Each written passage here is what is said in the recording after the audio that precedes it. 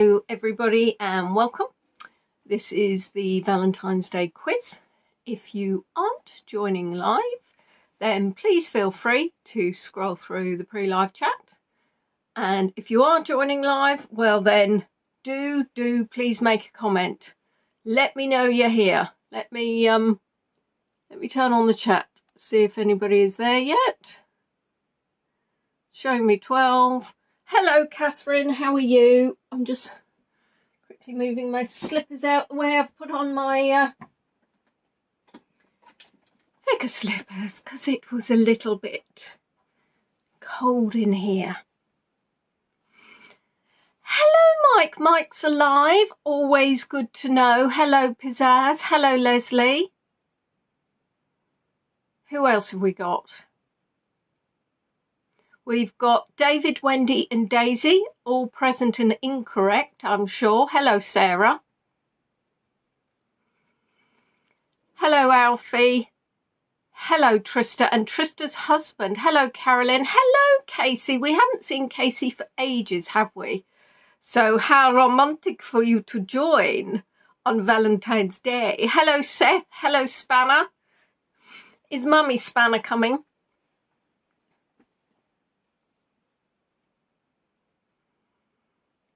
Hello, Tricia. I always like hugs, Catherine.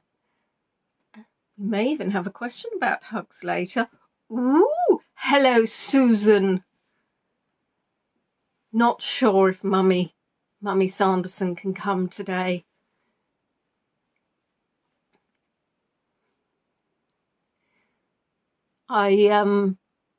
How's the weather out in Canada at the moment? Today, Valentine's Day, has been quite nice in Kent.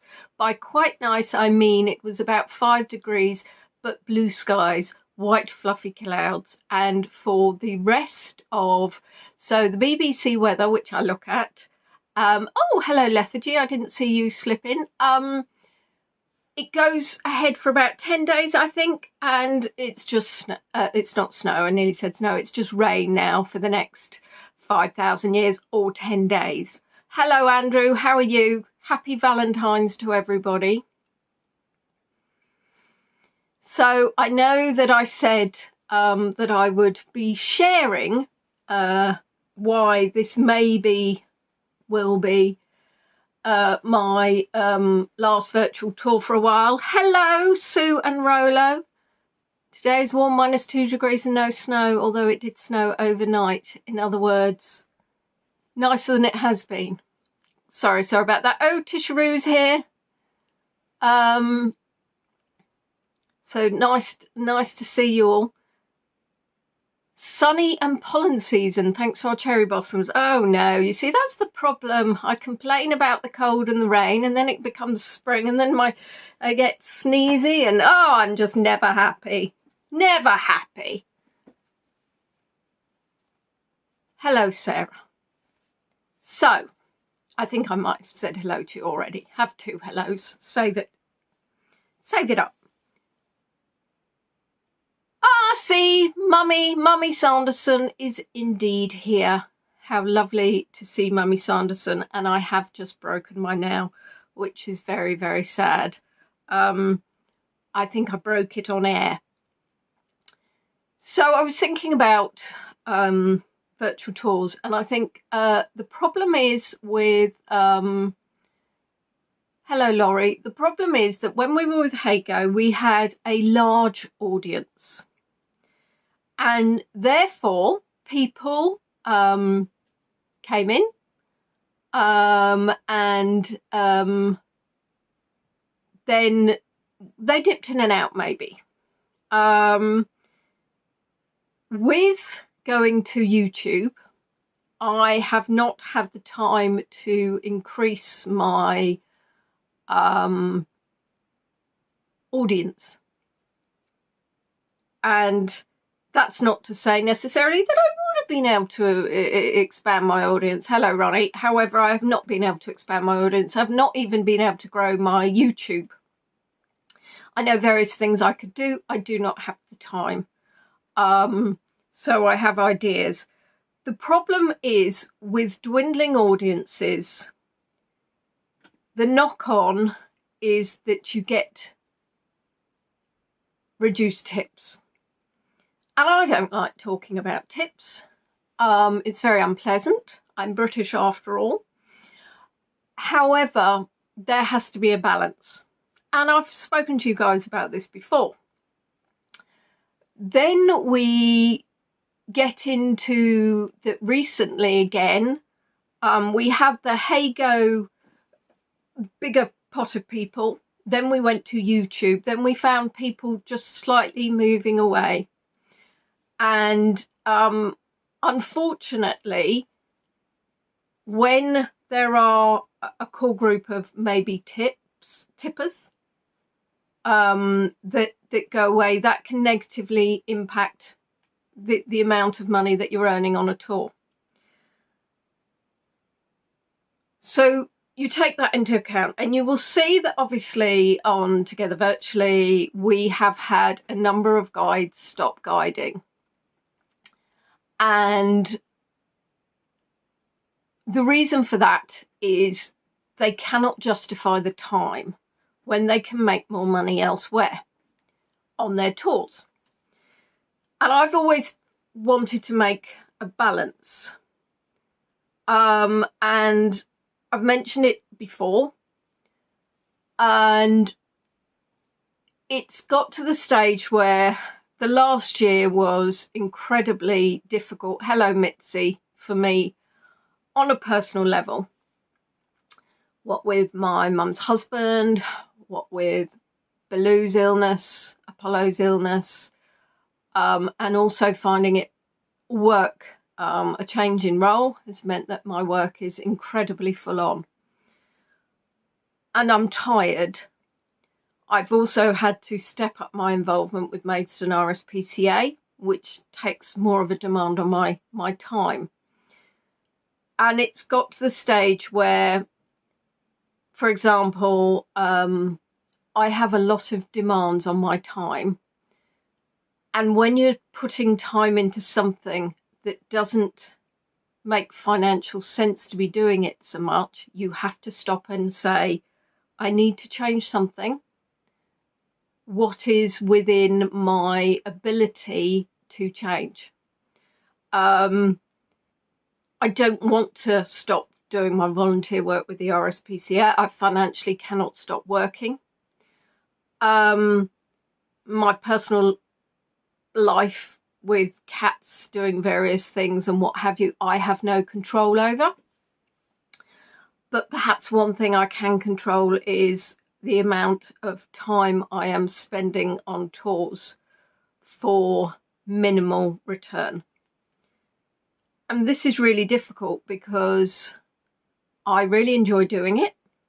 I love spending time with you. And I don't want people to feel pressured that are already supporting me because you're already doing this. And support comes in various ways. Obviously, there's membership, there's tipping. So I thought, okay, then, well, one of the things I know is my Buy Me a Coffee. And I know if you have told me this, my Buy Me a Coffee is too low. So it's set at £3. And I moved over to PayPal because then you can choose what fits your budget. But I almost think by having a Buy Me a Coffee at £3, does that then indicate that's the level that I'm setting it at? Should I increase my Buy Me a Coffee? But then I could make those who already ill afford the tip to tip at all. And eventually I think you go around all these thoughts in your head, and combined with everything else, I think you just go, I'm burnt out. I think I need a break. And I think having spent weekends with very little time with the pressure of thinking I need to put content together for a tour, and I have so much content still that I've taken, so I could have been on holiday or I could have gone somewhere and I've got videos, but the kind of the knowing that to do things properly I need to spend time to actually research. Hello, Rosie. Hello, Sandy. Hello, Sharon. I think those were the ones I missed. So I'm not sure what the right way forward is. And I would be more than happy to kind of hear your views. But to my mind, the only way is by actually increasing my audience and actually increasing those who are able to tip. But I can't see how I can do that. And therefore, therein goes the circle.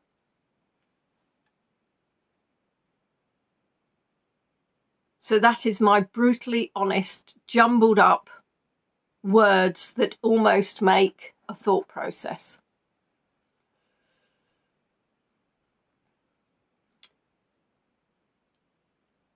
So it's not making me ill and it's not making me stressed. I mean, I can find it stressful, but there are different and interesting. That's a whole tour in itself, I think, almost, by talking about what is stress, what is stressful, and what is causes stress. I think it's about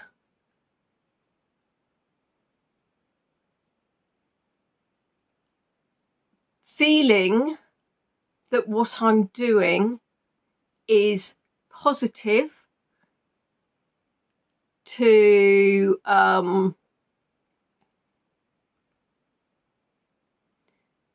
myself and other people. Could I expand my live streams to other platforms? There's a fairly easy way to stream in multiple places: Twitch, YouTube, TikTok. So I thought about it, and again, it's time. It's having that time to almost think about what I should be doing, that I feel that almost I'm on the escalator, and this isn't the right expression at all.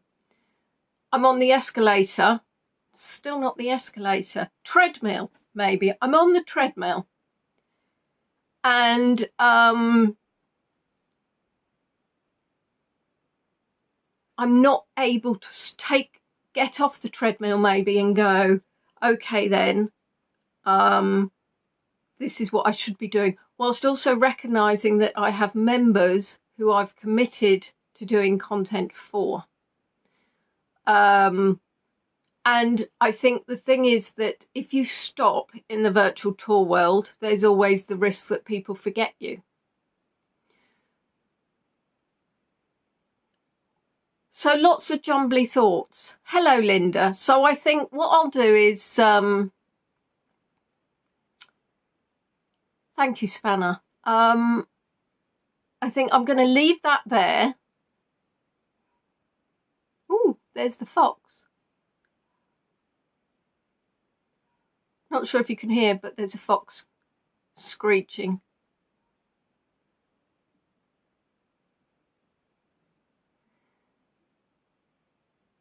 If nothing else, I need to work out the videos I do have, because I can be incredibly organised at some points and fairly disorganised in others. And I will remember the other day, I don't remember the other day as in actually yesterday. I remembered I had taken a tour of Norfolk. I've got a tour of when I went to Lincoln, and I've forgotten. So what I need to do, I think, is collate a library to find out what I have got. We must be nearly time. It's on 14:30. Hello, Claire. Oh, don't worry, we will. Oh, look, I've started. I'm late. I've been chattering so long. So I think basically what I'm saying is I need a break.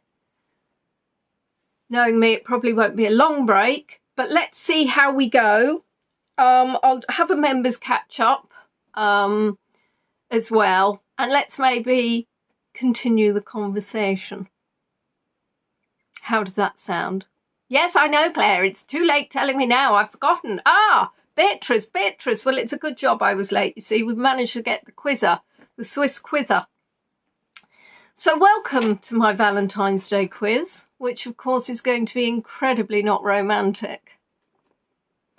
Now, this first round I did, and then I realised about 3 questions in how stupid I was. Because as most people who follow me know, I can struggle with the English language and pronunciations. So what I've decided to do is go for foreign language pronunciations, and I will butcher them all. And I can almost hear Mike, well, I can't hear because I don't know what he sounds like, but I already, halfway through, I could hear Mike correcting my pronunciations. Question 1, do you all have your paper and pen ready? No, of course you don't. Good. Affecto means affection in which language? Now, there may be 2 answers. There will be the one I've written down, and there may be another language that uses it, in which case, quite frankly, it's the one that I've written down and not the other language. Soz.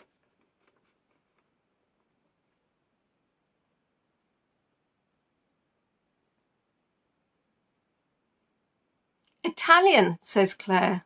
Italian, says Leslie. Hi Sue, says Ronnie. That's not an answer, Ronnie. Italian.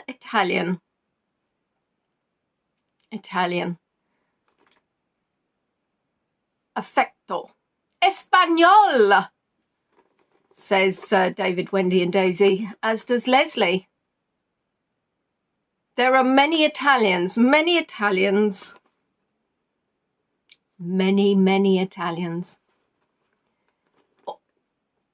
Latin, Spanish, Greek. Ah, my well-travelled fillies and fellas.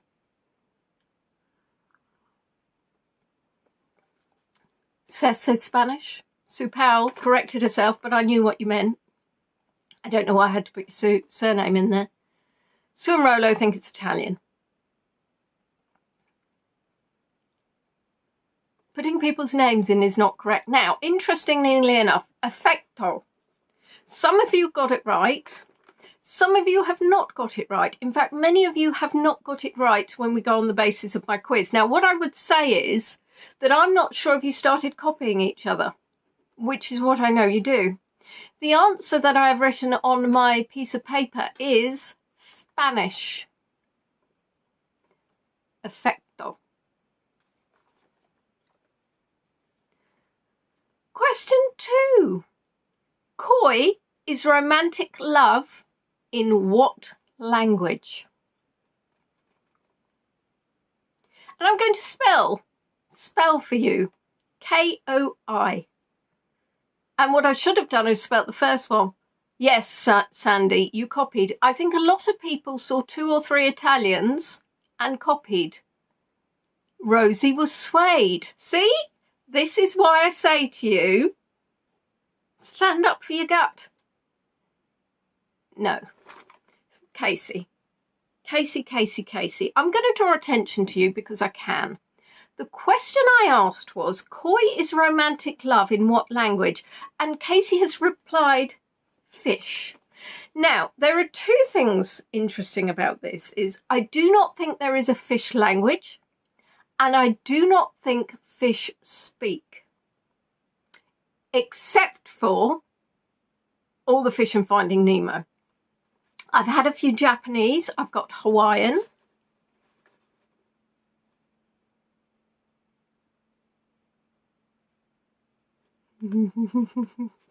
Sorry, I'm just laughing about Casey. Japanese, I'm sorry, I think there are others in there. Finnish, thank you, which is almost like fish, but with an in. Hawaiian also. Casey, would you like to add something else, or will you keep with your fish language? You did mean fish language, good. That's good. I will take ridiculous answers. The answer is, well done, the majority of you. It is indeed Japanese. Now, what I did was I played all the pronunciations of these words. Some of them I played numerous times. However, unfortunately, having a memory of a goldfish does not mean I now remember. Question 3. Chikondi means affection in which country or language or language? Now, I'm going to spell this out again for you. It's Chikondi.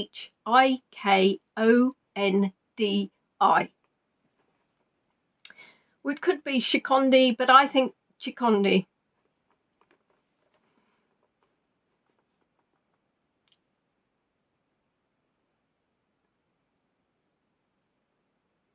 Mexican, says Leslie.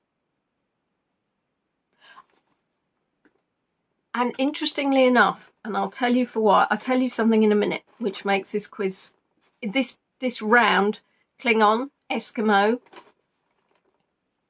Portuguese, Hindu. Oh, we're getting a wide range here. One of the African languages. Well, just have a whole continent there, Claire. Don't you know, drill it down. Portuguese, Peruvian.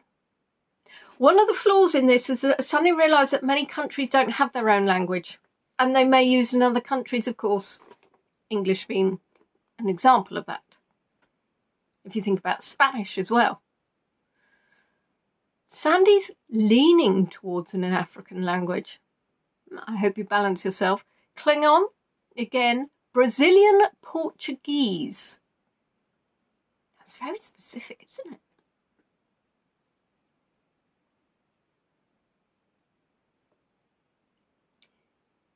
Portuguese.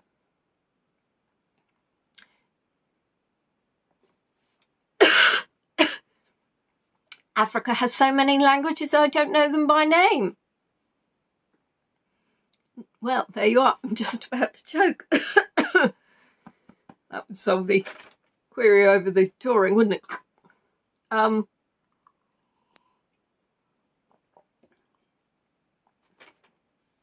It's Malawi or South African. So anybody who put, Tina, you missed my big, deep and meaningful, but you're only on question 3, so you're not too bad. So it is Malawi or South Africa. If you said Africa, you can have half a point. If it was a life or death, it would bring in the numbers. The awful thing is YouTube itself would have to stop the stream. That would be challenging. I'd go viral. Question 4. Which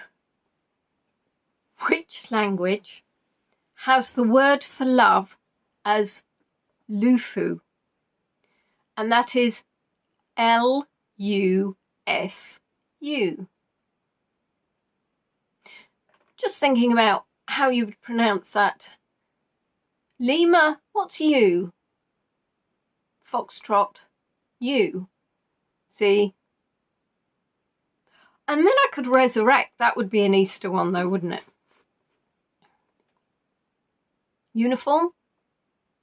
Chinese, says Leslie. And this one made me chuckle a bit. Lufu. A Lufu. A Lufu you. Sweden, Finnish, Maori. Ooh. Swahili. Uniform. Yes, it is uniform, but it just doesn't, it's not as good as the others. Esperanto, Scandinavian, Chinese. Lima uniform, Foxtrot uniform. Hindi, I'm sure you said Hindu last time, didn't you? Are you now changing it? Or did somebody else write Hindu? Is it really Old English? Ah, Linda's now caught up and she can play the quiz. Shower language, Lufu, Lufar. Australian, Danish.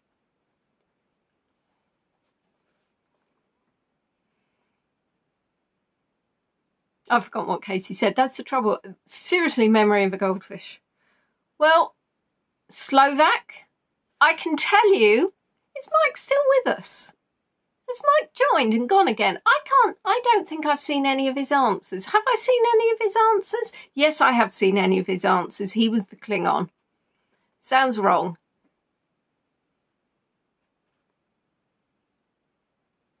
The answer, one of you got this right. And I'm going to say it's the spanner. It's Old English, which is approximately from 450 to 11,000 AD. They were going round saying, I lufu you. Lufu. Well done, spanner. Which language is amore? Meaning love, which is key to the question. And when I say this, I have the song going round my head.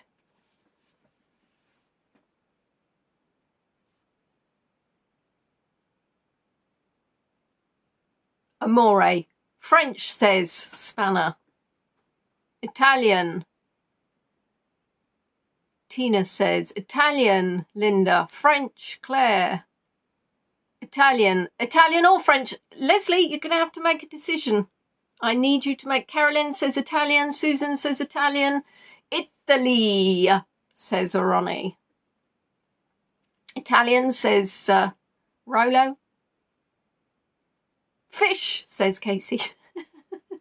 Sorry. Ata. I mean, there's only 5 letters in Italy. European, says Leslie. No.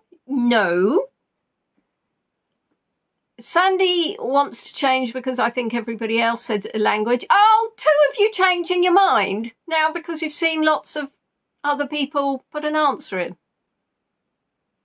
Standard of cheating in this quiz is really quite appalling. No, Italian or French is not an answer. You have to choose Italian or French. Italian, Latin. Italy isn't a lab gauge. No, well, there you are, Mike. It's Italian, and you could have put in the other however many letters. French, says Mummy Sanderson.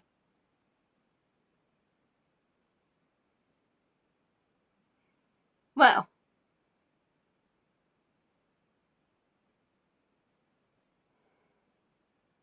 Linda, you wouldn't be putting in things that could potentially ruin the quiz, could you? Amore is indeed Italian. Well done, everybody that said Italian. If you couldn't make a decision, you only get half a point. Now then, question 6. What is amore? What language, is amore?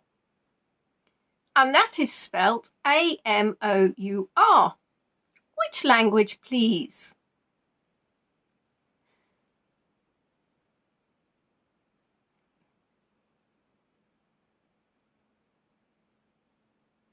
French, says Claire. French, says Tina. Français, bonjour, bonjour. French, says Leslie. Latin, says Andrew. French. Swiss, like the one before. Mon amour. Français, French.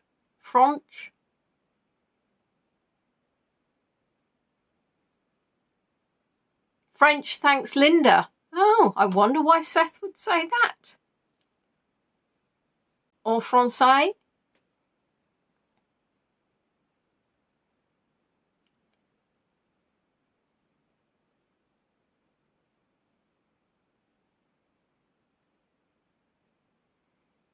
The answer is, of course, thank you so much, Linda, for giving the answer of the question. It's French. Sit on the naughty step. Question 7. I listen to this pronunciation more times than I care to admit. This word means love. Which language? It's I. I. I. I. I.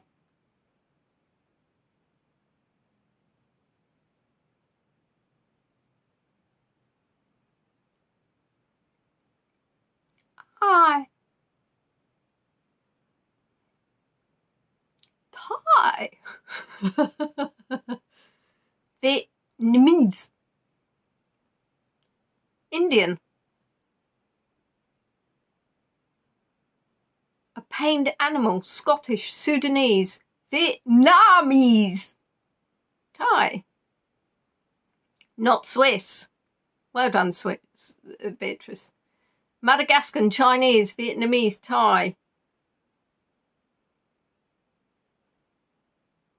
Now, it's spelt AI, and what I would say is my pronunciation may not be great. South Asian, says Carolyn. I mean, I'll be honest, that's quite a large area. Vietnamese. Egyptian. Walk like an Egyptian. Twalian. Twayen. Twain? Zulu. Ooh. I speak Zulu. Aussies at the Barbie. Yeah, well done, Swiss. Yeah, well done. Well done, Beatrice. It's not Swiss. You missed that one. I'm not repeating it, Sandy. I am totally not repeating that one. Vietnamese. A non-spoken language.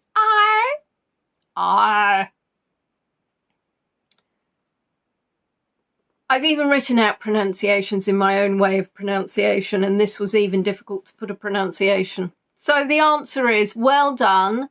Some of you did well. Most of you did not. It's Chinese. I actually thought that the way I pronounced it gave it away, but you went on to the Thai kind of way, and I can see where you're going with that, but no, it was I.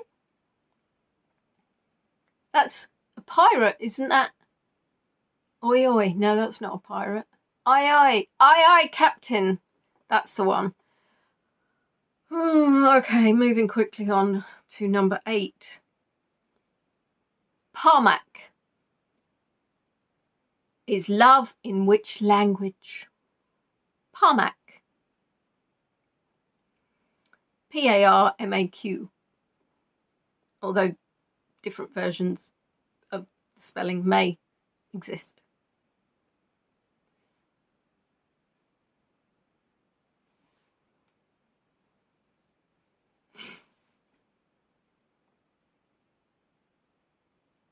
And great, if all turned into pilots. Pirates, not pilots. That would just be weird. Inuit. Hindi. Rosie is going to keep saying Hindi. Klingon, says Spanner. Also Japanese. Thai. Arab. Persian. Meow. Kosovo. Aye. Klingon, says Seth. Micmac, says Trista. Micmac, paddywhack, give the dog a bone. This old man came rolling home. Trying to fill you with earworms. Vietnamese. Mike, what's your answer on this one? I need to see your answer on this one. Mike, pay attention. Rosie has picked a language. You've actually, I think, picked a religion. I'm not sure if you picked a language. Arabic, Hindi or Urdu. Python. as in Monty.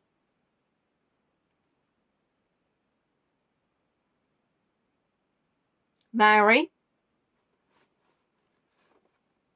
Also not Swiss.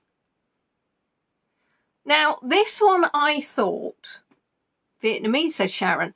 This one I did think that Mike was going to get right. And in fact, Mike has put the language in already, but to a different question. It's Klingon. I've no idea, Rosie. I've been to India. I can't remember what I spoke.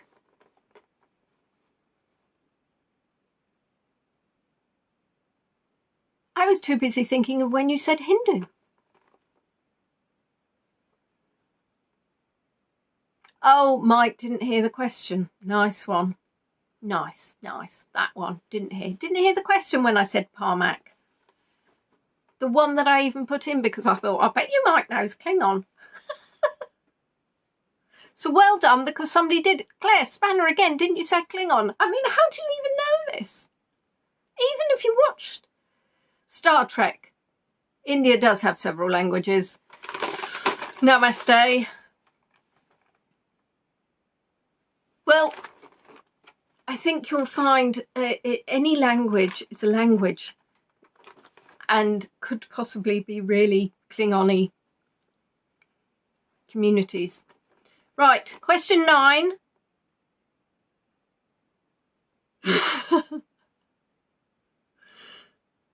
Sherlock. What language is that? What language is that one?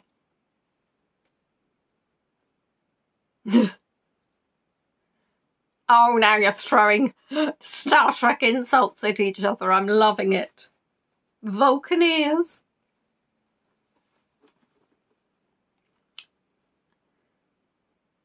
I did try to see if there was a Harry Potter language.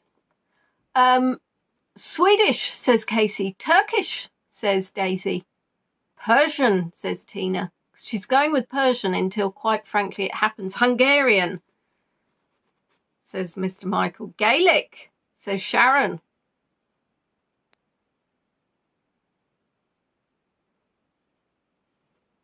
Is there a gap, or is YouTube failing? Come on, give me more answers. Where have they gone? Oh, Dothraki, says Spanner. Swedish, says Sarah. Vietnamese, Sandy.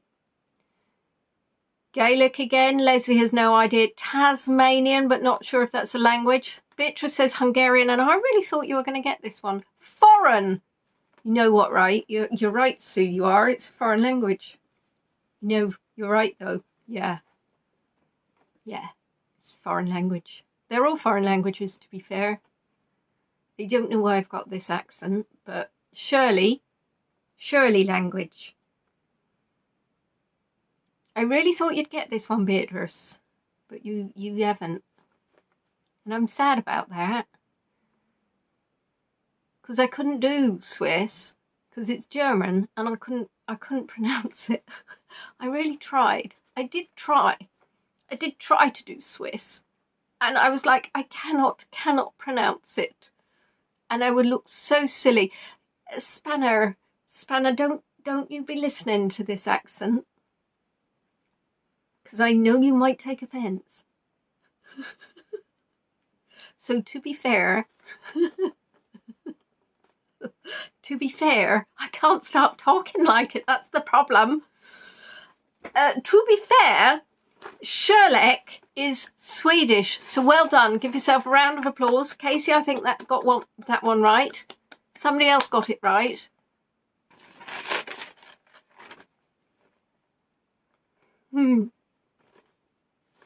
Question 10. I'll go back to my normal voice now. I don't know why I'm doing that with my eyebrows, but just as an aside, which isn't relative to the quiz, but Facebook keeps sharing all these different groups that I have no interest in whatsoever. And one was a dating site. And this is the problem, because then you end up looking at these ridiculous posts because you're like, somebody introduced themselves and he said he was only looking for women between a 10-year age gap. They had to be attractive and they had to be that. Anyway, then I clicked on to see what the other posts were like. There was a lady, she was fairly young, but her eyebrows, which she'd painted on, started from there. So she had this massive gap here and then just a painted eyebrow here and a painted eyebrow there. And she introduced herself, and all the men that commented said she looked lovely. Nobody mentioned why she was missing, why she hadn't painted the full eyebrow. It was beyond me. It was beyond me. Question 10. Eros. Or which language is that?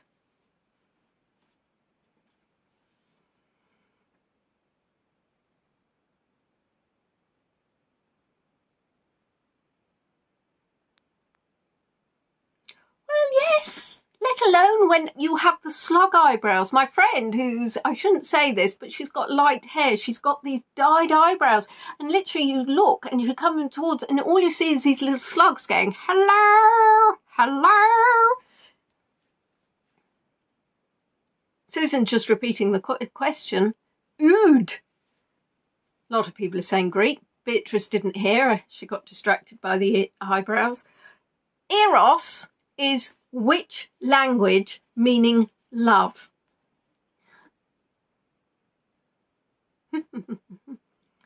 Or then if we don't have the eyebrows, we get onto the lips.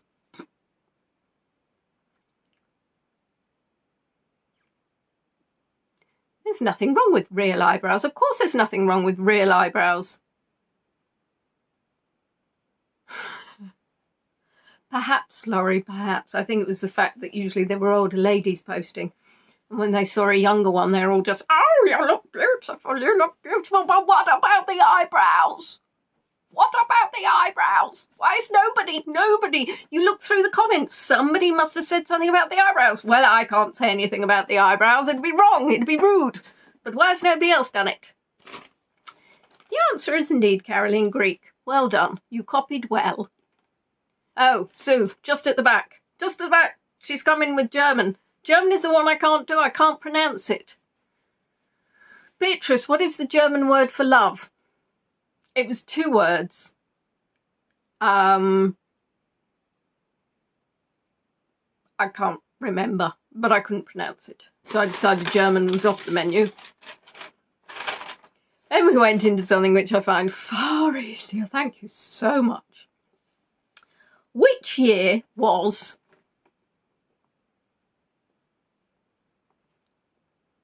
Liebe, Monli? Oh, now see, that wasn't the one that came up. I probably could have managed with that one. Question 1, we're on the films round, films and books round. Which year was He's Just Not That Into You released? The film He's Just Not That Into You, which I watched and enjoyed many years ago now. When was it released?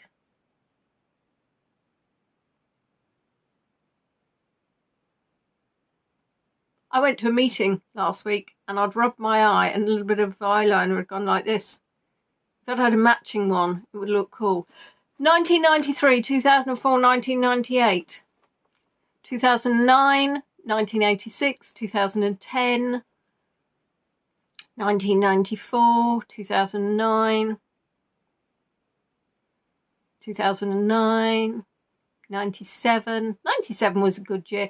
Mid-90s, says Carolyn, and she won't be moved. 2001, says Sandy.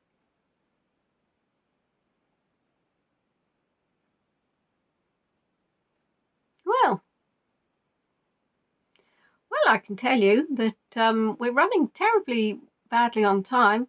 It was indeed 2009.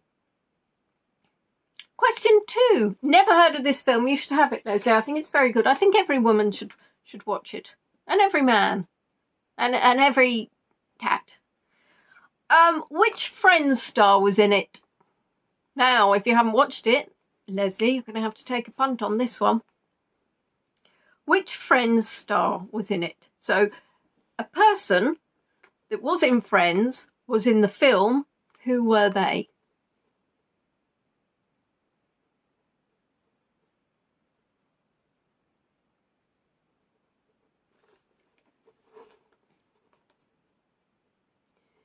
We have Jennifer Aniston.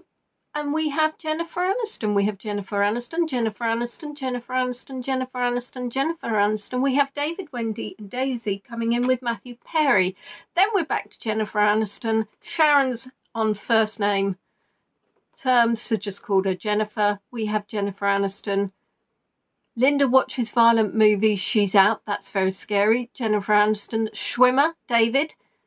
Jennifer Aniston, Jennifer Aniston. Now, I think there's probably copying going on. I know what you're all like. Usually Rosie, when she's not saying Hindi or Hindu.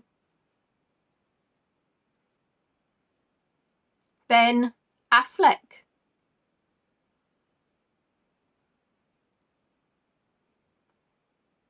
Maybe it wasn't Jennifer.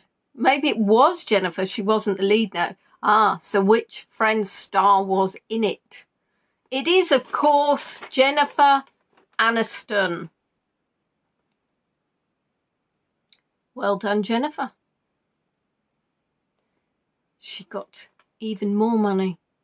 She's extremely rude. Is she? Is she extremely rude, or am I extremely rude? Rube? Am I Rube? Smelly cat. Yes, indeed. I think we've all gone unhinged. Which of her co-stars married Jennifer Lopez?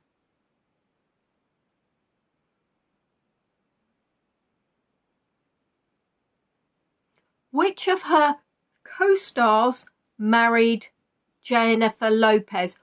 Or, if you're on first name, well, if you're on like down with her, then it would actually be J Lo. I think it would be Rube, as in, I like a Rube as in R-O-O-B, Rube. Thank you, Bluebird.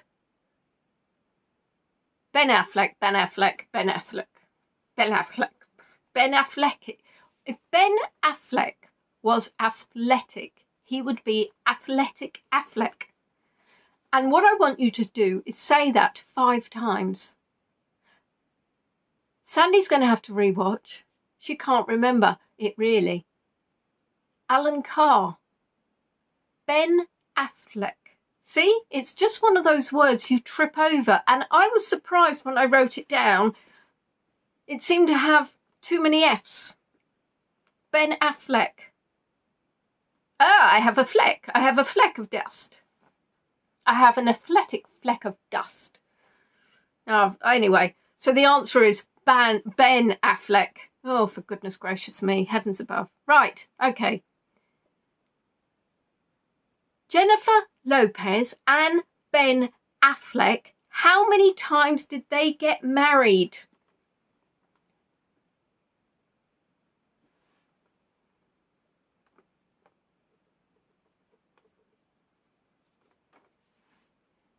Because, of course, it's Valentine's Day and we're all about love.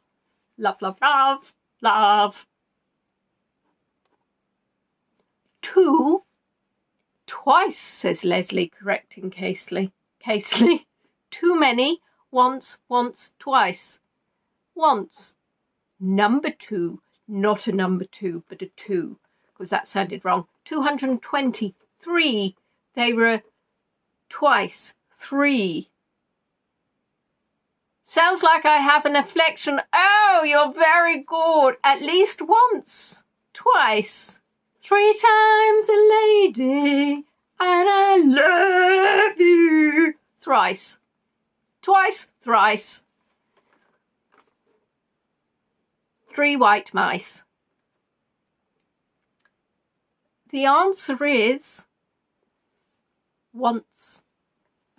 How many times were they engaged?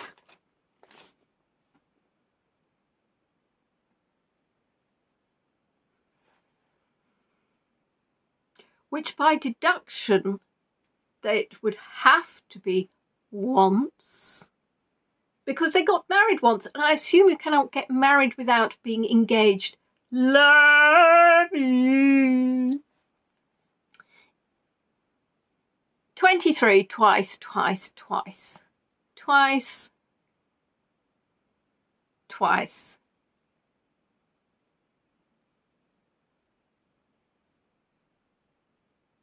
7, 826, twice, twice, twice, as nice. 2,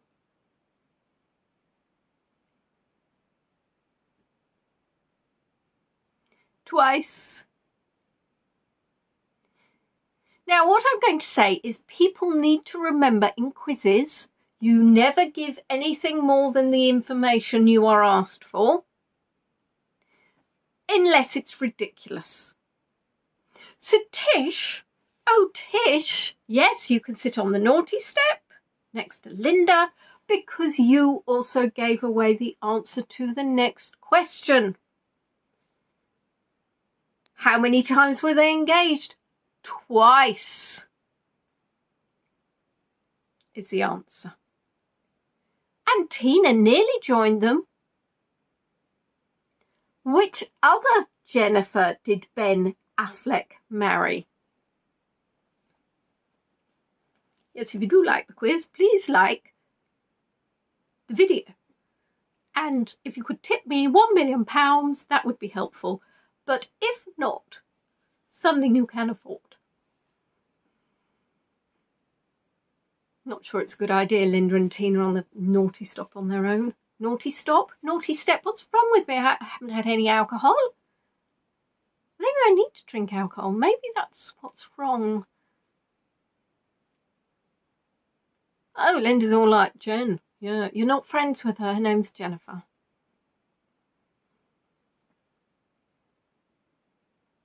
Anybody going to come up with anything different? Anybody got a nail file so I can play with my nail while I'm waiting for you to answer? I don't want to play with it, to be fair. I want to stop playing with it. Lamb's mixing up a lethal tequila punch on the naughty step. Linda and I are on our third. Did I put you on the naughty step, Tish? Susan says what everybody else says. I think you've gone to the naughty step on your own.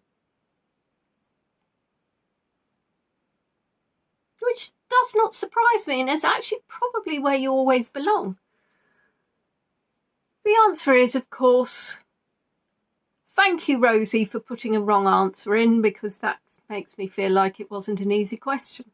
It was indeed Jennifer Garner. Yeah, I thought you went there voluntarily. Lamb probably led the way, barring. Ah, Lamb and his bar, there's a joke there. Oh.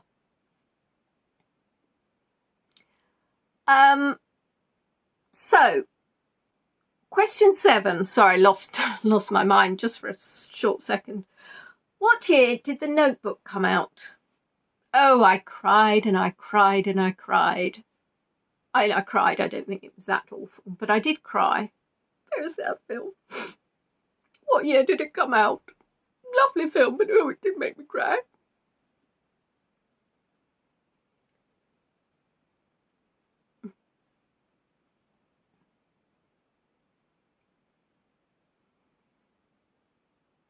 (2001), 2000, 2004, 2002, 1946, 1492. Aha! Aha! There is a 1492 again. We usually miss those. 2001, 2001, 2001. Linda doesn't do years. She doesn't do years. She doesn't do anything that's not violent. 2010, 2004. Not a Scooby, of a doobie do. 2004, and Casey loved James Garner, who has no relation to Jennifer, by the way. Splendid. Splendid. Now go for a lie down. No idea. Susan says, you could make up when it's a year. If you don't know, make up a date. I was told never to watch it because I would fall apart. Yes, possibly. And Ronnie's got dents on her butt from being on the naughty step so often. I have cushions on the naughty steps. I don't know why. If you throw the cushions at the next person, then that's your own fault. 2004. There was a notebook in 1492. Yes. When I said it's a film's round, I think that is actually for itself, yes, a film. Sad film. I didn't cry at a random notebook from 1492. I mean, I'll probably be really happy to find it, because I assume it'd be worth a lot of money, to be fair, and then I'll probably have to hand it in and I wouldn't be rich. But can you imagine if you found a notebook from 1492? It's probably a little bit mouldy by now. Anyway, the answer is, of course, 2004. Moving on to question 8. Who was the male lead? Who I would suggest does not do one of these, because it would be... forgotten the word. Dribbled on. Ah, yes. No, Laurie. It's the second round is films and books. Which, so I suppose, you know, if I'd said films and books, it's a book, so you could have said it's a book. Who was the male lead? Imagine him if I went and did one of my Christmas markets and there was Ryan Gosling there. Good Lord. Ryan Gosling. Ryan Gosling. Who was dribbled on? Patrick Swayze. Ryan Gosling. Ryan Reynolds. Also, probably you would all dribble over. And that's a football term. James Garner. Interesting. Well, Ryan Gosling, Ryanair. I've never flown with Ryanair. I don't really trust cheap airlines. I worry if you cut costs when you're flying, you might be more likely to, I don't know, forget something important like the wings. Patrick Swayze, Ryan Gosling. Ooh, no. I'm not sure who Tish isn't going to salivate over.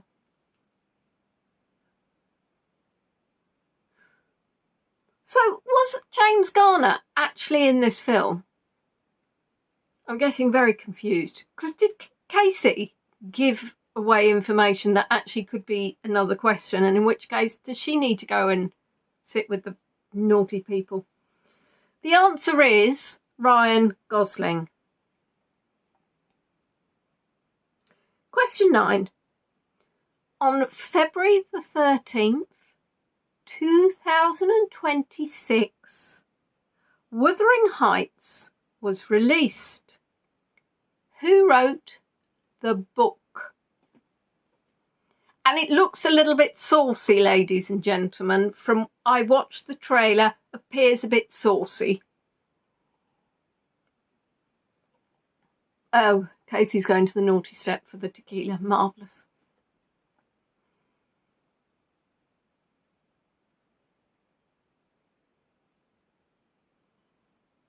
Oh.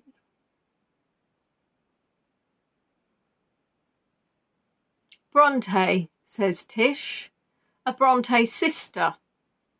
Bronte. To be clear, first and second name. Emily Bronte, Emily Bronte, Emily Bronte, Emily Bronte, Emily Bronte.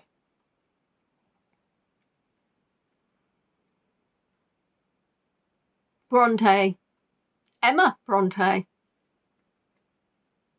Wonder what came first, the name Emily that then became Emma, or Emma which became Emily. Thinking about the origination of names. Susan and Susanna, for example. One had to exist before the other. I'm liking the choice of accents. Whatever Wendy says will be correct. Have you seen some of Wendy's answers? Emily Bronte, says Carolyn. I don't know why everybody needs the numbers after their names either. It makes no sense. I mean, Carolyn Bowie, BX8HX. Whereas Casey's 99986. No, just 9986. I got carried away with my emergency numbers. It was indeed Emily Bronte. And question 10, last in the movie round, is... what is the man's name? Which I was very vague, but what is the man's name, the lead man in Wuthering Heights. No, I know you don't, because you're actually just Tish W1. Goodness, you haven't got many digits at all. Digits at all.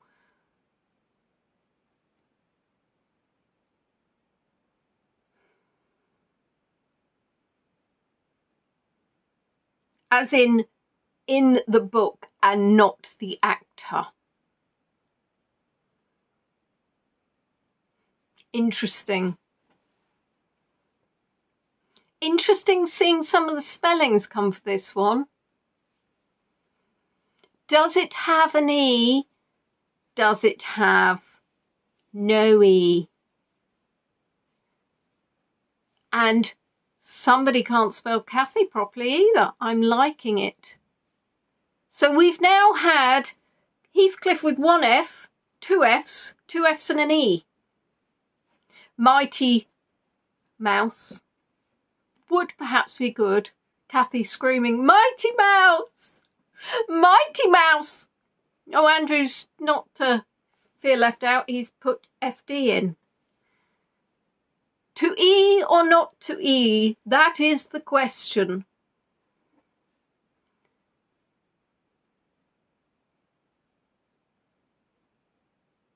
Heathcliffy.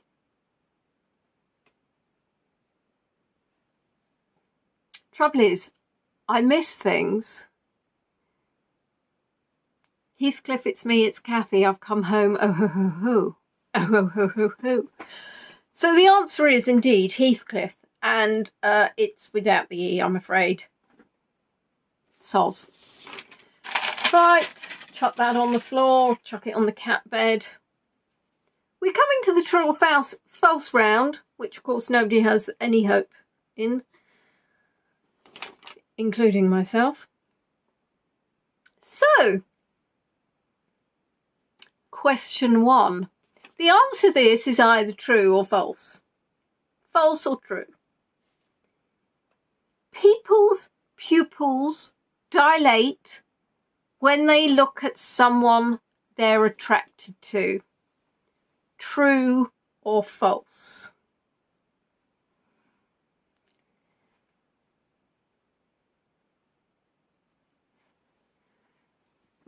People's pupils dilate when they look at someone they're attracted to. True or false? True, true, true, true, true. I thought I'd start off with an easy one, true, and get progressively crueler.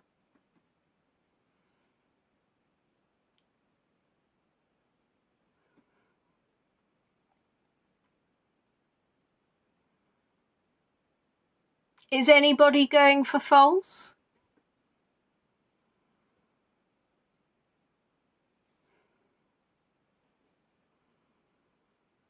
Daisy's just brought me her ring toy. Do you think she's proposing? Well, maybe. I don't have a Valentine. Daisy could be my Valentine. Maybe she's trying to propose to me. Question, oh, that, by the way, is true. Sorry.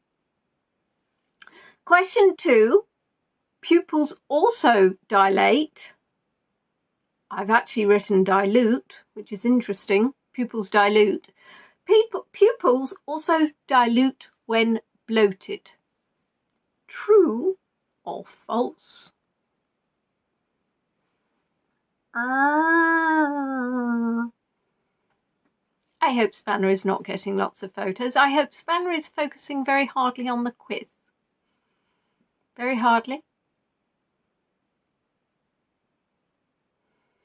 Beatrice, what's your true or false on this one? No good just agreeing to marry the dog. When the eye is bloated or the body. When you have a little bit of wind and you need a little trump, your eyes dilate. I don't have to explain. True, false, false, true. If you've had quite a few sprouts and you become very bloated with wind, as I am wont to do on a Christmas day, do your eyes become bloated?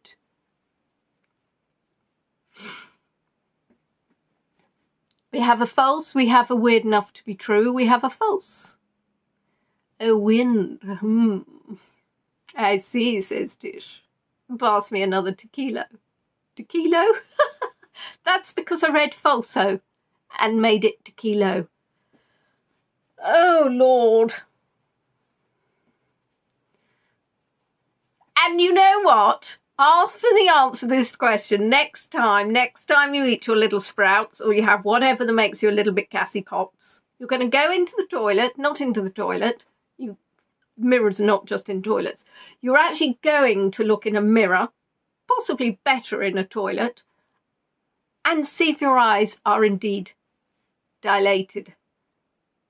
We're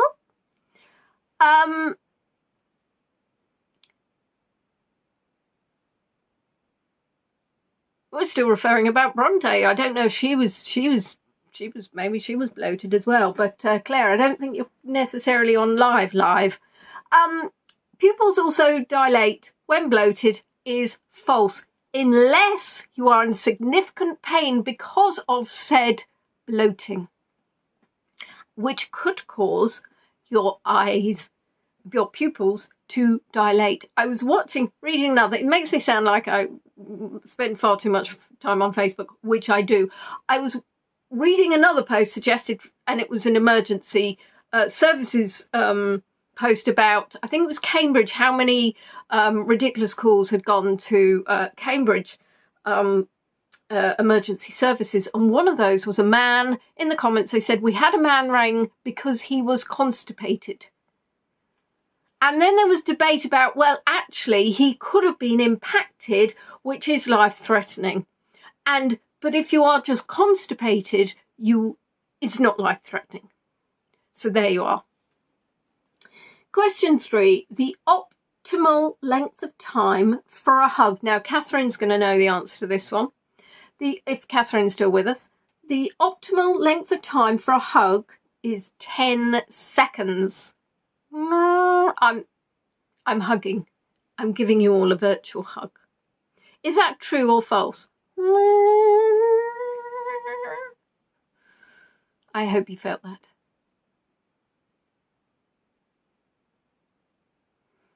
I've lost the will to live, I think, already. The optimal length of time for a hug is 10 seconds. Is that true or false? Tina's saying false. False. Leslie's saying, no, it's too long. Get off me! Get off me! False. False. True. Optimal time is 2 seconds. Mike says 3. Pizzazz says true. False says Sue. Andrew says false. Depends on the country. Well, the optimal time for you, not for society, to be clear, to be fair. And at what point does a hug turn into something else? Depends who it's with, actually. Well, true. I suppose if there's somebody that smells, you wouldn't want to be with them for 10 seconds.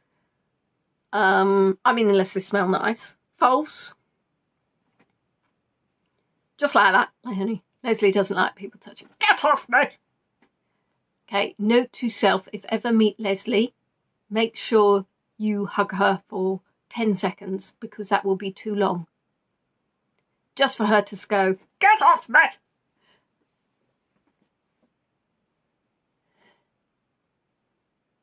Any more for any more? Well, it is false, but I'm going to really upset Leslie and Mike. And it's actually 20 seconds or more, because it releases oxytocin. And therefore, it's better to hug for longer. Catherine, are you with us? Catherine, are you with us? Catherine. Catherine's the hugger in the group. Yeah, 20 seconds or more, and better tight hug, a tight, long hug. Unless, of course, it's somebody who smells, you don't like, you don't know, and just approached you in the street. When I was in Verona, sounds fabulous. When I was in Verona, as you do, there was somebody giving out free hugs. When I say somebody, there was a group of people giving free hugs.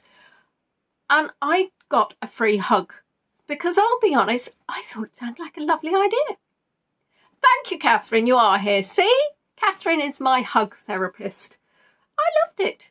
Go up, give somebody a hug, but 20 seconds, so time it. I think that if you think about it, let's actually do this as an exercise. I'm going to count you down in 3, 2, 1, go. And I'll tell you, because I've got my thing saying when it says 20 seconds. Now, this stage, I think I would have pulled away. I feel now I really would have pulled away. Unless you're kind of doing the ooh, making noises and going, argh. That's it, 20 seconds. That was your 20-second hug.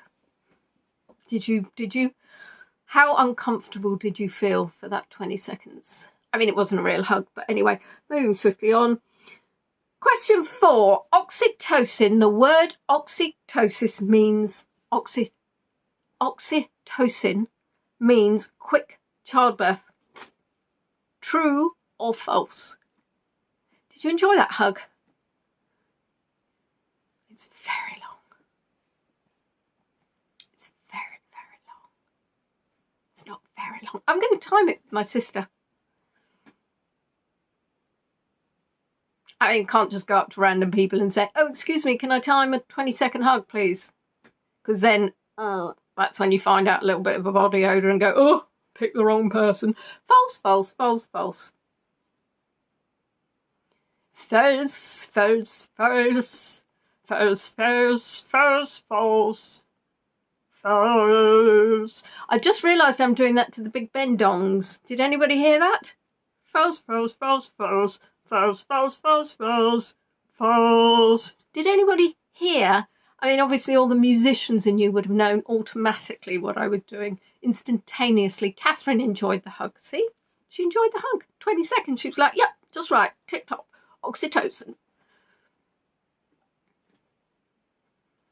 Oxytocin, doo-doo.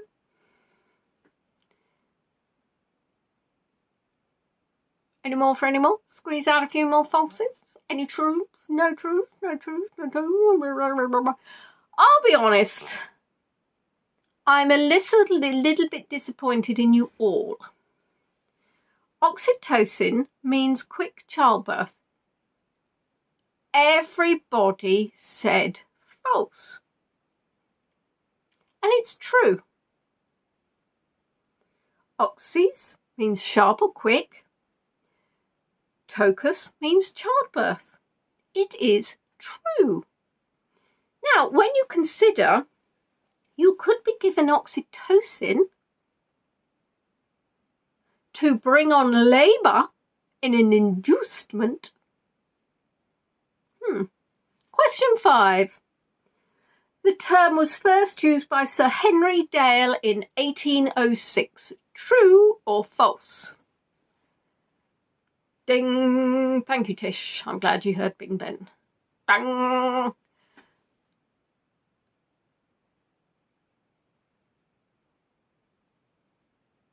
Well, Sarah, you nearly went for true, but you didn't go for true, did you? You went for false. Again, was it that herd mentality? Nobody wanted to step out of line. Like saying false, Leslie saying true.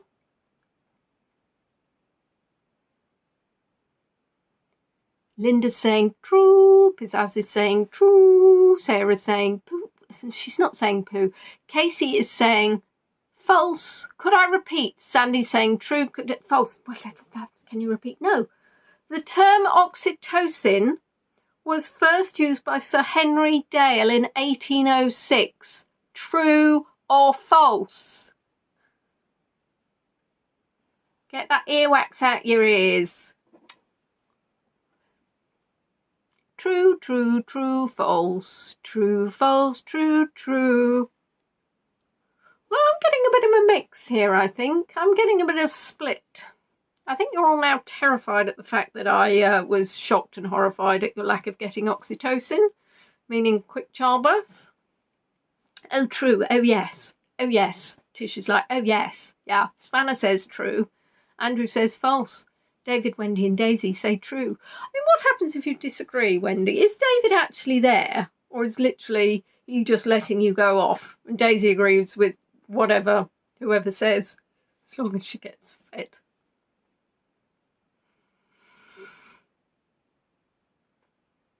The answer is false. It was actually 1906. Century out. Sorry if you said 1806. You were so close, but actually no point. And Susan O, coming in late. You're wrong! Hurrah! Well, I guess Wendy wins. Wendy wins. Wendy wins. Question 6. Now we're going to get to this really positive Valentine love fest. We love. The average length of a marriage in the United States of America that ends in divorce is 8 to 9 years. True or false? He is here, but he's mostly a silent partner. I hope silent, not in terms of the bloating that we discussed earlier. The average length of a marriage in the United States of America that ends in divorce is 8 to 9 years. Is that true or is that false? Walk like an Egyptian. Casey says true. Leslie says true. Tish says true. True. True. False. Mike's on a false. Sharon's on a false. QBD. Tishy woo woo. No, sadly. No, sadly. No, that's a good thing that he isn't silently bloating. And no, that, yes, right, fine. What? So Wendy's sad that David isn't farting next to her. Okay, you learn something new every day. True, true, true. False, says Spanner.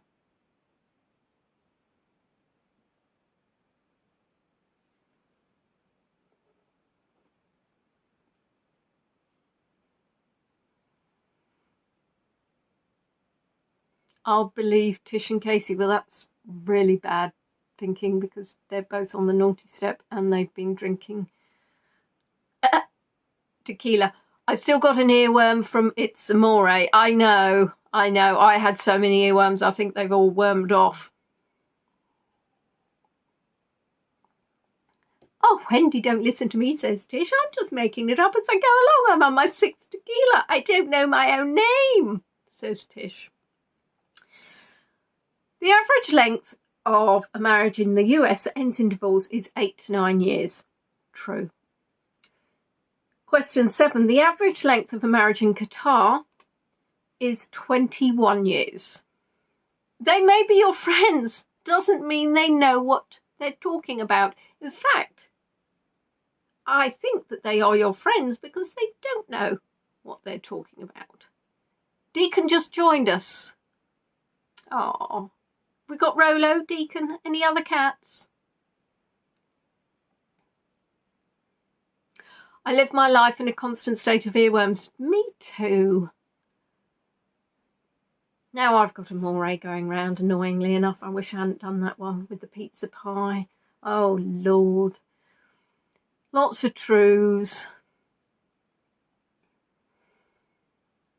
We have a lot of truths. I know somebody in Qatar, as in Qatar. Qatar. Not the throat kind of grimness. Qatar. True, true, false. Going out on a limb there, young Casey. Carolyn, your initials are BHS, British Home Stores. Not your initials, sorry, but the digits at the end of your British Home Stores. Used to work there. Joined when I was 16. Back in the old days, not long ago, obviously. So I'm afraid to say that on this occasion, Wendy, you could have copied Casey because she is indeed correct. The average length of a marriage in Qatar is not 21 years. It is actually 5.5. 5.5, yeah, 5.5 years. 5.5 years. I've got cat phone here. There's no cats. 5.5 years. Splendid. Question 8. So that was false. So the answer was false, to be clear. False. Anybody that put true was wrong. Anybody that says false was correct. The average length of a marriage that ends in a divorce in the UK is 12 to 13 years. 12 to 13 years.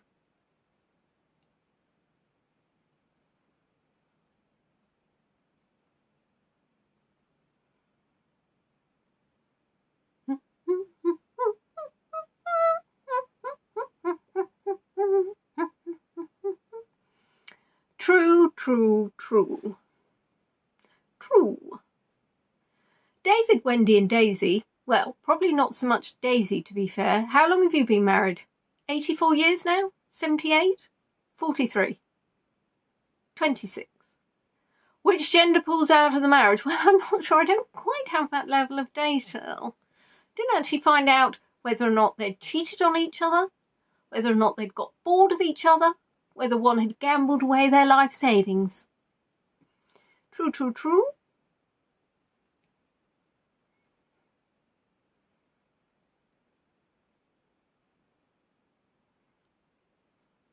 In fact, maybe that'd be a good... Daisy has never been divorced now. She's not old enough to be married. She's only just proposed to me. 50, nearly 51. Now, that is what I would call a successful marriage. Unless, of course, you just can't have the energy to divorce each other. In which case, I would call that a marriage. Yes, Casey, thought that too. 50 years. Oh, they don't make them like that anymore, do they? Oh, we've gone back to that one, have we? We've gone back to that accent. I don't know where it came from. I don't know when it's going to, go again. The answer, though, is true. The average length of marriage that ends in divorce in the UK is 12 to 13 years. True. Question 9. The most expensive wedding ever cost £500 million. Is that true or is that false? Is that true or is that false? Just checking to see there's nobody behind the door. By nobody I meant a cat, not some random pervert.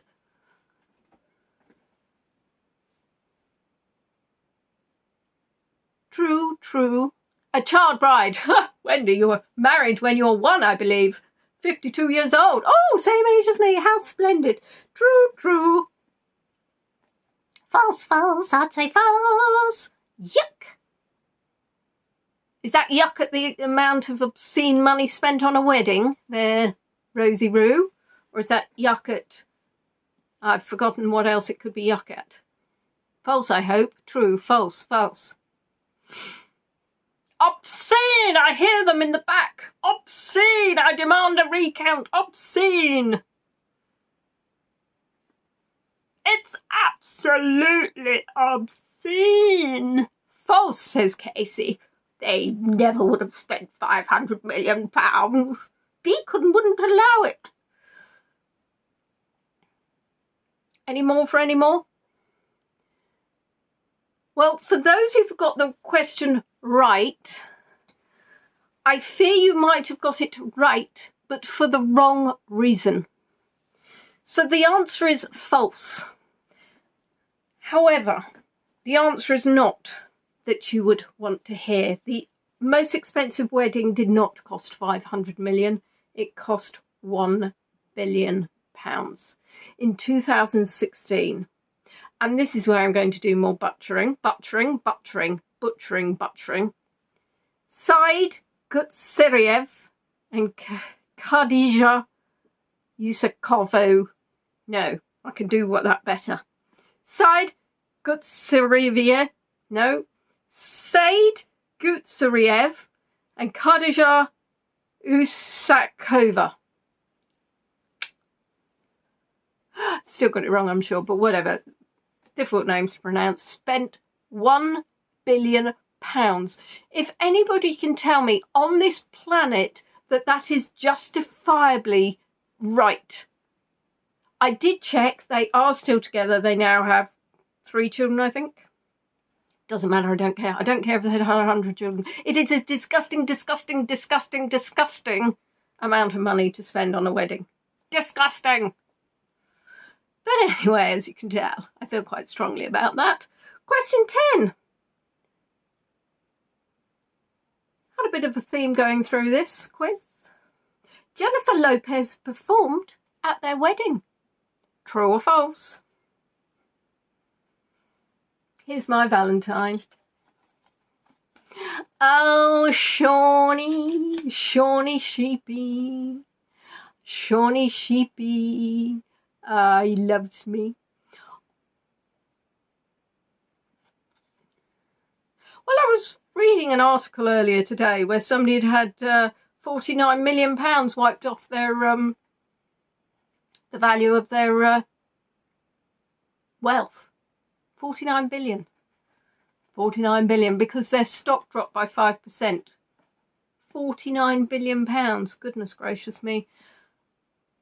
Sandy missed that one. Sandy, this isn't the only one that you've missed. Are you nodding off? Or are you watching TV? Or are you sat in a sauna? Jennifer Lopez performed at their wedding. True or false? Well,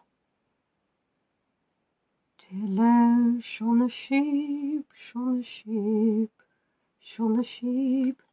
Can Shaun do love hearts? No, but he can hold his ears up. It's true. It's very true. Sandy is indeed in a sauna, watching the television, nodding off. That's probably actually quite unhealthy. I mean, can you imagine having that amount of money to lose? So there you are. Well done, everybody. She did perform at the wedding, so it was true. Well done. Look at the time. Have you seen? I'm even later than later. Music. The music round. Question 1. Last round, everybody. Last 10 questions. Won't last long. What year did Whitney sing I Will Always Love You? I like J-Lo. Well, I like her songs. I don't dislike anybody except for obvious people, which I won't mention now because I'm a family show. Sandy's trying to see what her cat is hunting. Oh, get the cat in. Get the cat in. Oh, more cat drama. Peach has cystitis again. Oh, I have so many. 92. 94, 92, 92, 2005. And I will always look for you. Doesn't quite have the same ring to it, does it? 92, 92, 91. Oh, imagine if the answer was 92 and Wendy's 1 year out. Oh, she'll never forgive herself, even though she's been married nearly 1 years. She's in. Must be a blug. A blug? It must be a blug that flew in. A blug that flew in. I could have my own language, I think. What year did Whitney sing I Will Always Love You? 1992. Well done, everybody. Sorry, Wendy, you were 1 year out. Sandy's cackling to herself and the bug her cat just ate. Who originally recorded it? And I will always amore you.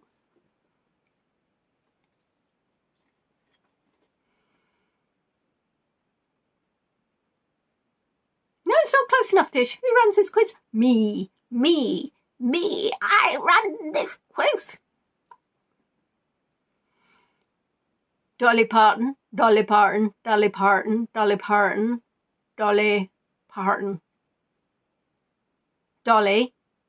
Oh, people just can't be bothered to put the whole name in. It's laziness. This is what this world is coming to. Sean recorded I Will Always Love You. Oh, that's lovely, isn't it? Makes up for all the people not even bothering to write the word Parton. Because those 6 letters, they're too much. Deacon just knows me out of YouTube. Oh.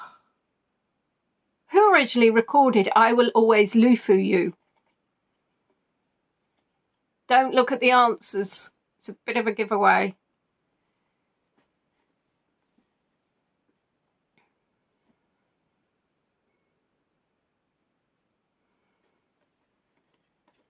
The answer was indeed, drumroll, Dolly Parton. It's not cat hair, it's Sean the sheep. It's Sean the sheep. I'm getting all over my chops. Dolly Parton, well done. Well, Willie Nelson, well done, Casey. I'm so glad we all waited for you to answer. And then you put this random answer in. Let's move on. Question 3. Thinking about this song, if she stayed, where would she be? Oh, Trista's sister-in-law has joined in watching. Hello, everybody. Say hello to Trista's sister-in-law. She doesn't have a real name. She just goes by the name of Trista's sister-in-law. I did that as a bit of like you do on a game show. And come on down, Trista's sister-in-law. By the way, we're now getting into the realm of the more, if you don't know the answer, the more ridiculous, the better. Thank you, Mike. As exampled, if she stayed, where would she be? In Norway.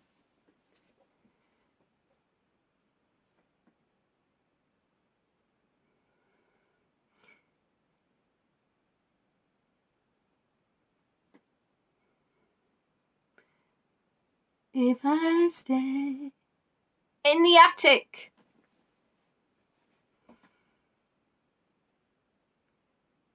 I would only be in the attic. So I'll go. I'm sorry you don't understand the question. Rosie in a dead-end job.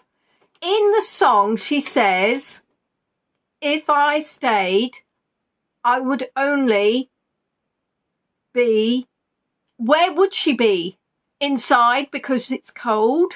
At home? In the poorhouse? Leslie, expand. Lateral thinking. Where would she be? Where would she be if she stayed? In a sauna. Well done, Pizzazz. I like the way you threaded round 3 into round 4. I think that's when Sandy was in the sauna in round 3. She would only get in your way. In the hearth. In North Wales. Away in a manger. Away in a manger. No crib for a bed. With Whitney Houston slapping you in the head. Leslie has no imagination. Well, you could have said the Cotswolds. I mean, if she stayed, you're right, she would have been in a mess, but she would have been in his way. Question 4. In 1960, which female singer sang At Last? At last. At last. Jolly, jolly good. At last. At last. In 1960, I appear to have little bits of tissue in this pocket. I must remember to take them out. I would only be in your way.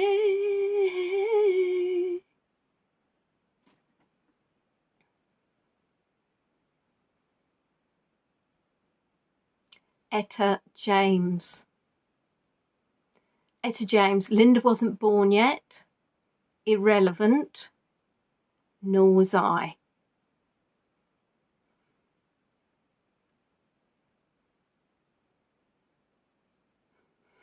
Etta James, Etta James, Etta James.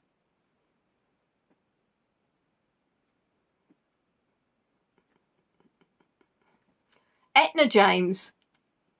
Edith Piaf. Edith Edith Piaf. See, I know how to pronounce her surname. Edith Piaf. Edith P. Nope, it's gone.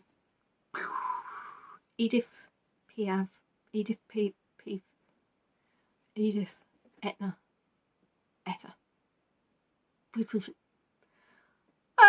Right. Okay, it was indeed Etta James. Question 5.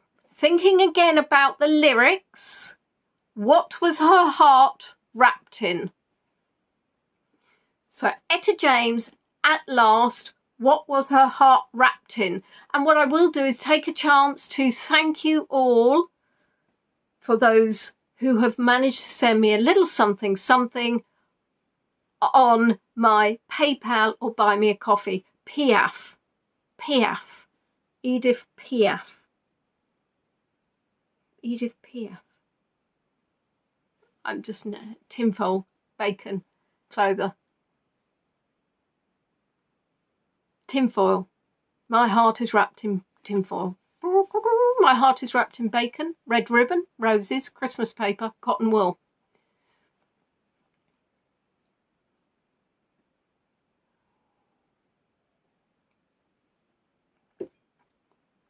Glass, love, bubble wrap, cling film.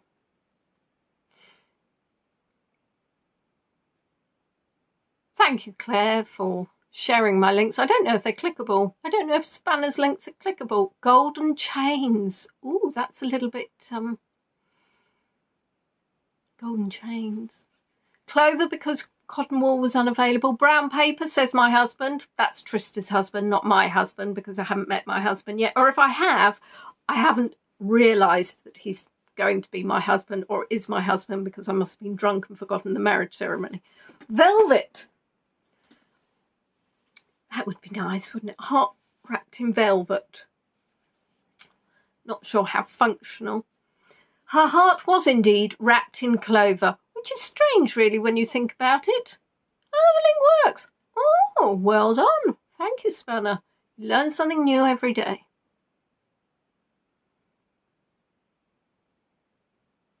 Sorry, forgot what I was then doing. Golden chains made by Lorna. Ah, that's nice, isn't it? Though I think she only does silver. Question 6. In 2008, Adele sang Make You Feel My... What's the rest of the title? In 2008, Adele sang Make You Feel My... ... The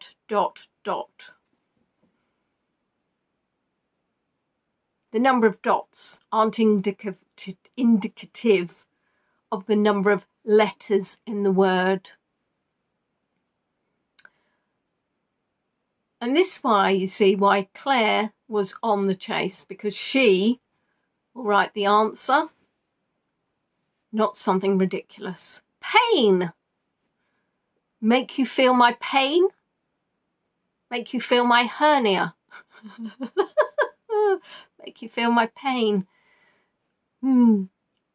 Make you feel so not my music? God, I tell you what, how can you ever please Linda? Only watches violent films. Anything before she was born is a no-no. She doesn't do this kind of music. So it's basically Harry Potter, white dogs, and house decorations. Pain, life. Lots of people saying make you feel my pain, which is very poignant.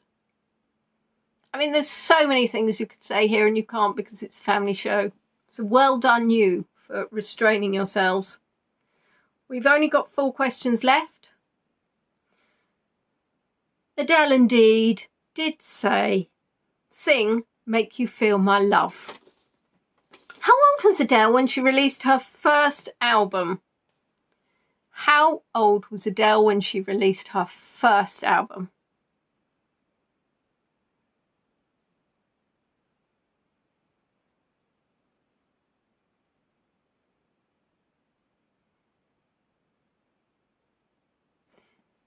And what's slightly frustrating is there's a long gap, and I know people are writing them that 18, 21, 19, 17, 19, 21, 35, 17. So not your music, Linda. 29, 18, 19, 19. 19.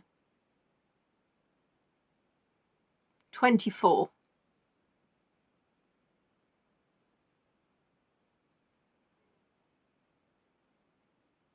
Make you feel my bunions? That would have been one. Dry skin?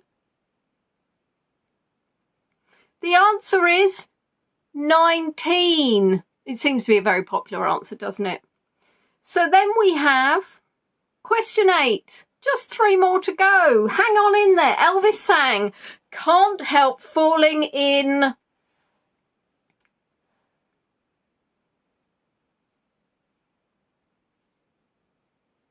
Sorry, did I say 19 was right?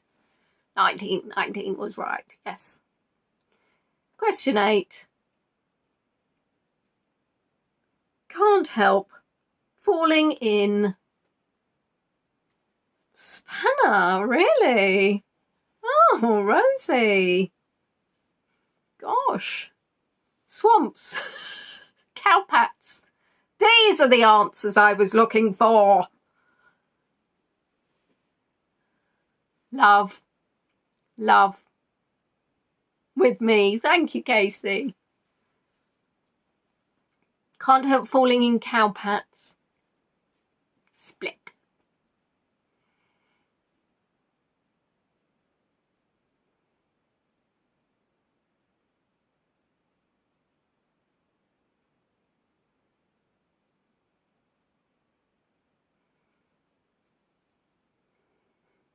It is indeed "Can't Help Falling in Love." Question 9. Who sang "Endless Love" with Diana Ross? My endless love. Who sang "Endless Love" with Diana Ross? It's the penultimate question. Who sang "Endless Love" with Diana Ross? The clue was indeed in the album name, of course, Tina, but if you don't have the album, you wouldn't know the answer. And the musical end of Lionel Blair. I was hoping somebody would say that. Yep, I was thinking Lionel Blair, Lionel Richie.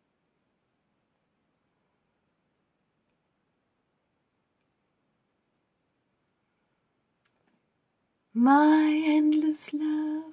Elvis in the Cowpats. Elvis and the Cowpats. Could have been a band. Missed out on that one. Michael Jackson.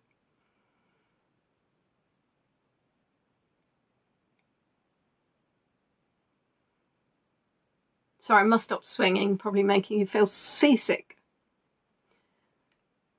Well done, well done. Well, many of you are getting it right here with the old... Yeah, it was indeed Lionel Blair. No, it wasn't. It was Lionel Richie. Last question. Huzzah! We've climbed that mountain. We're on the last question. Fred Astaire, nearly, but not. Ginger Rogers.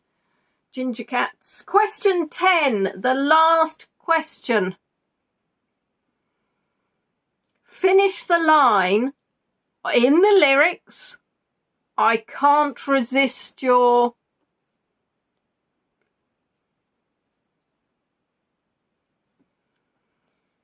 So finish the line in the lyrics, which is I can't resist your...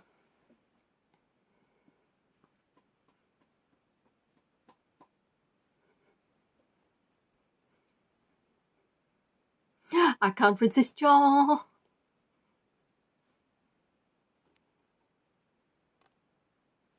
Ooh, your kiss, touch, casserole. See, Leslie's getting into it now. Charm, touch, question marks. Bye. Oh, you're all there now. Apple pie, smile, kiss, whatever. Ginger cat, cheesecake, cheesecake, fun bags, electrical charge, smile, charm, dog, smile, dog smile. The charming dog smiles. Smile. Only just warmed up. Leslie's just warmed up. We're an hour and 45 minutes in and she's just warmed up. Good Lord. Cat hoarding. Oh, that would be a romantic line to me. I've only got 4 now. That's not cat hoarding. The line, I can't resist your bank account. Well, that's what they probably said. Well, the mine, she was the £1 billion wedding. She was a dentistry student. I bet she didn't do any teeth after, did she? No. The line ended with, finish line, I can't resist your charms. Charms, darlings. Charms. So, well done, everybody. You have got to the end of our mammoth Valentine's Day quiz. Huzzah! Enjoy the rest of the day. Not sure, depending on where you live, time zones, etc., how much of the day you have left. If you missed the beginning, please do go back and rewatch it and fill in those questions, answers to the questions that you missed. How did everybody do? Badly? Well, 17 out of 40. Well done, Leslie. I think that's better than last time. I think that's better than last time. I'm sure Rosie got about 1.5 out of 40. I'm sure you didn't. Another quiz disaster for, well, because you've got such niche specialisms. Niche specialisms. Sandy got 8 points. Mike got them all right. Yes, I think we should all watch the beginning again. 12 p.m. lunchtime. Good Lord. Medium. 22 out of 40. Sarah, you did well. I mean, goodness gracious. I don't think I've got 10. I'm not sure you get negative points, but perhaps for back chat. Maybe I should do that. 3 or 4. Andrew got 15. Well, 3 or 4, Carolyn. 3 or 4. It's better than none, isn't it, quite frankly? Better than none. Did you have a good time? As I always say, it's not about getting the questions right. It's about having a lot of fun. So, there you are. This is indeed going to be a short break. Thank you so much for joining. I would be very grateful if you're able to PayPal me something. I know Claire's put the links on. I keep the BMAC up, the Buy Me a Coffee, as a backdrop for those who can't have PayPal or can't use PayPal or don't use PayPal. So many PayPals. Take care all. I will let you know when I've sorted out my life and we'll resume. Take care, lovelies. See you all soon. Bye. Bye. Oh. And of course, that would be the way it would end, wouldn't it? Oh, marvellous, marvellous, wonderful. Goodbye.